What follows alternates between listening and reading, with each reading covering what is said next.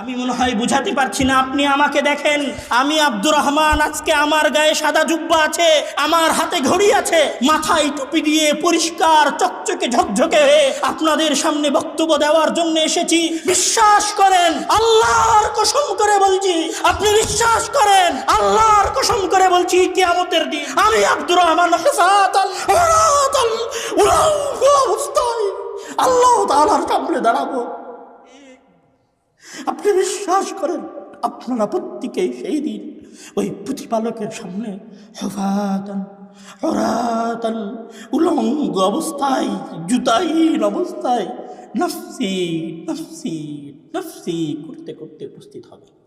সেই দিন এত ভয়ঙ্কর হবে, এত ভয়ঙ্কর হবে যে আদম আলাইহিস সালাম আবুল বাশার শাফাত করবেন না, নূহ আউয়ালুর রাসূল শাফাত করবেন না, ইব্রাহিম খলিলুল্লাহ শাফাত করবেন না, মূসা কালিমুল্লাহ শাফাত করবেন না, ঈসা মাসীহুল্লাহ শাফাত করবেন না। কেউ সেই দিন শাফাত করার সক্ষমতা রাখবে না। নবীদের যদি এত ভয়ঙ্কর অবস্থা হয়, নবীদের যদি এত চিন্তাজনক অবস্থা হয়, নবীরা যদি নফসি নফসি করে চিৎকার করতে থাকেন, আমি আব্দুর রহমান, আমি আব্দুর রহিম, আমি আব্দুল কুদ্দুস, আমি দাড়ি চাচ্ছি, টাকনোর নিচে প্যান্ট পরি, 5 ওয়াক্ত নামাজ পড়িনি, কতদিন সালাত আদায় করিনি, কতদিন সিয়াম পালন করিনি, কতদিন কত নারীর পরকীয় সম্পর্কে জড়িত হয়েছি, কতদিন কত অন্যায় করেছি, কতদিন কত অবিচার করেছি। সেই দিন আমার আপনার অবস্থা কি?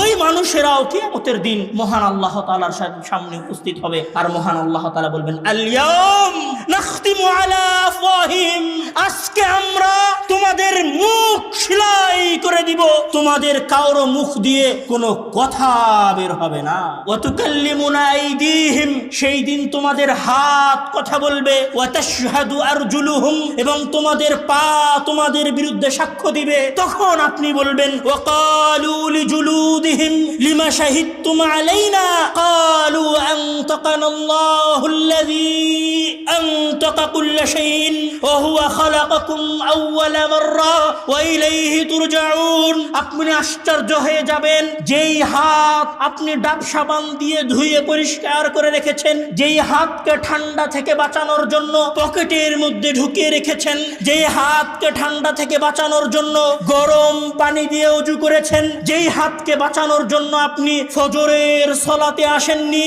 যেই পা দিয়ে আপনি হেঁটে প্রেমিকার সাথে দেখা করতে গিয়েছিলেন, যেই পা দিয়ে হেঁটে আপনি আপনার মুসলিম ভাইকে মারতে গিয়েছিলেন, যেই পা দিয়ে হেঁটে আপনি আপনার দলের আন্দোলন করে